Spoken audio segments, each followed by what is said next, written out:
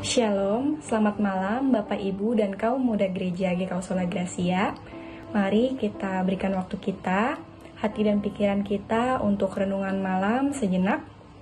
Renungan kali ini diambil dari Roma 12 ayat 9 yang berisi seperti ini. Hendaklah kasih itu jangan pura-pura, jauhilah yang jahat dan lakukanlah yang baik. Bapak Ibu dan kaum muda yang terkasih, hidup dalam kasih ini merupakan perintah Tuhan kepada kita. Tuh. Nah, kasih itu merupakan perasaan yang dimiliki oleh setiap manusia yang ditunjukkan melalui perbuatan kita kepada orang lain gitu. Jadi kasih ini bisa terlihat dari perlakuan kita, dari perbuatan kita kepada orang lain. Nah, melalui kasih kita dapat menciptakan hubungan yang harmonis kepada diri sendiri, kepada Tuhan, kepada keluarga, teman, bahkan di sekitar masyarakat gitu. Nah, pada ayat ini kita dapat baca bahwa Paulus ini menyadari bahwa kasih ini sangat penting dan dibutuhkan untuk membangun kehidupan yang melayani Tuhan dan juga manusia. Rasul Paulus mengajarkan kita tentang kasih yang benar. Dari ayat ini kita mendapatkan dua poin, yaitu kasih itu jangan berpura-pura dan jauhilah yang jahat dan lakukanlah yang baik. Nah, dua poin tersebut. Nah, di dalam kehidupan sehari-hari kita diperintahkan untuk melakukan kasih.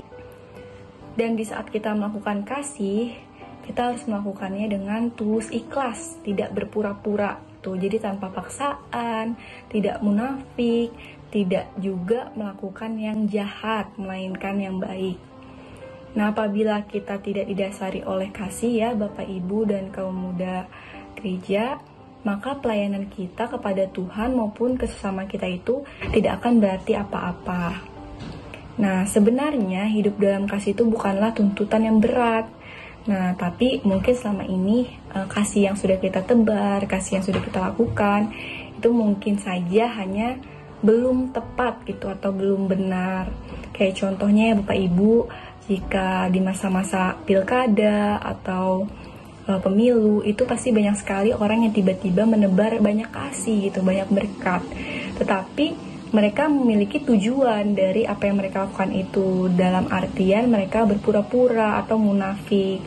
Nah, seperti itu adalah contoh kasih yang tidak benar. Nah, maka dari itu, supaya kita bisa menghindari hal tersebut, kita harus sering-sering berdoa ya Bapak Ibu dan teman-teman pemuda.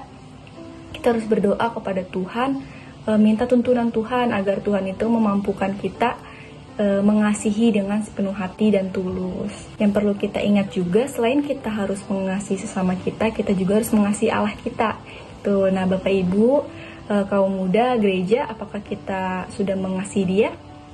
Nah, beberapa contoh kalau kita merasa kita sudah mengasihi Tuhan kita, yaitu contohnya dengan kita mengasihi saudara-saudara kita dan melakukan perintah-perintah Tuhan gitu.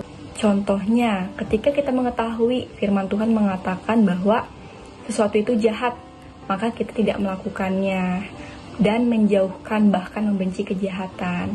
Dan jika kita mengetahui bahwa sesuatu itu baik, itu berdasarkan firman Tuhan, dan kita melakukannya kepada orang lain maupun kepada diri kita sendiri, nah itu adalah contoh kasih yang sejati dan kasih yang benar. Jadi marilah kita semua belajar untuk menebarkan kasih, untuk mengasihi dengan tulus dan sepenuh hati, tanpa ada tujuan, tanpa ada maksud atau suatu keinginan timbal balik. Terima kasih Bapak Ibu, kiranya kita semua selalu diberkati Tuhan dalam perlindungan Tuhan. Selamat malam.